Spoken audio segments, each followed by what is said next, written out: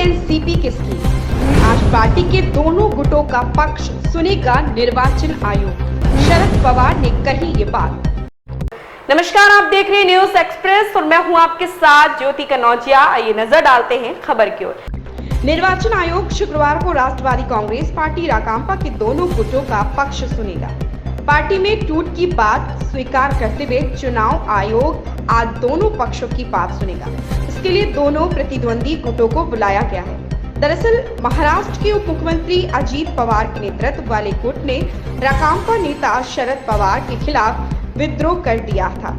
इसी साल जुलाई की शुरुआत में महाराष्ट्र सरकार में शामिल होने के लिए चाचा शरद पवार के खिलाफ बगावत करने से 2 दिन पहले अजीत पवार ने 30 जून को निर्वाचन आयोग से संपर्क किया था। उन्होंने पार्टी के नाम के साथ साथ चुनाव चिन्ह पर भी दावा किया था। उन्होंने 40 विधायकों के समर्थन के साथ खुद को पार्टी अध्यक्ष भी घोषित कर दिया था।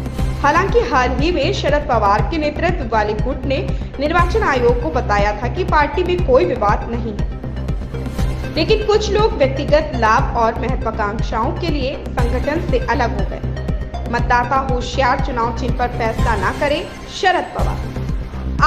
चुनाव आयोग की सुनवाई से पहले शरद पवार के नेतृत्व वाले समूह ने गुरुवार को राष्ट्रीय राजधानी में शक्ति प्रदर्शन किया। इस दौरान शरद पवार ने अपनी जीत का भरोसा जताया। 82 वर्षीय शरद पवार ने राकांपा की विस्तारित कार्य समिति की बैठक की अध्यक्षता की। बैठक में अपनाए गए प्रस्ताव में कहा गया कि पूरी पार्टी शरद पवार के साथ है। पार्टी उनके मार्गदर्शन और दृष्टिकोण के तहत देश में भविष्य के चुनावों की तैयारी कर रही है।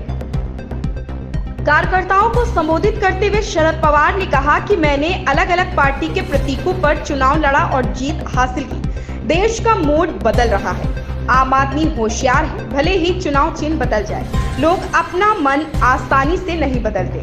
उन्होंने कहा कि मैंने अपना पहला चुनाव 1967 में बैल की जोड़ी चिन्ह पर लड़ा था। 3 साल बाद चरखा चुनाव चिन्ह पर चुनाव लड़ा और जीत हासिल की। मैंने गाय और बछड़ा, हाथ और घड़ी चुनाव चिन्हों के साथ भी चुनाव लड़ा। हमारा संकल्प उन लोगों के लिए करारा जवाब है जो असली एनसीपी होने का दावा कर रहे हैं।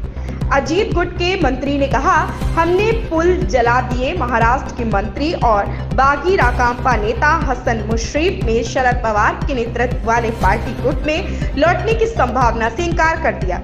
मुश्रीफ वर्तमान में चिकित्सा, शिक्षा और अनुसंधान मंत्री हैं। मुश्रीफ ने एक मराठी वाक्यांश का इस्तेमाल किया। इसका अर्थ है अपने पुलों को जलाना। उन्होंने कहा कि निर्णय ले लिया गया है, पीछे हटने की रस्सियां काट दी गई।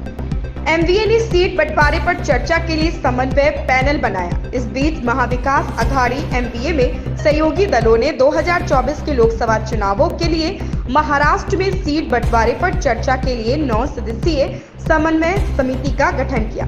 इसमें प्रत्येक घटक के 3 नेता शामिल हैं। वरिष्ठ कांग्रेस नेता पृथ्वीराज चव्हाण ने गुरुवार को पैनल के गठन की पुष्टि की। इस खबर में फिलहाल इतना ही। बने रहे न्यूज एक्सप्रेस के साथ।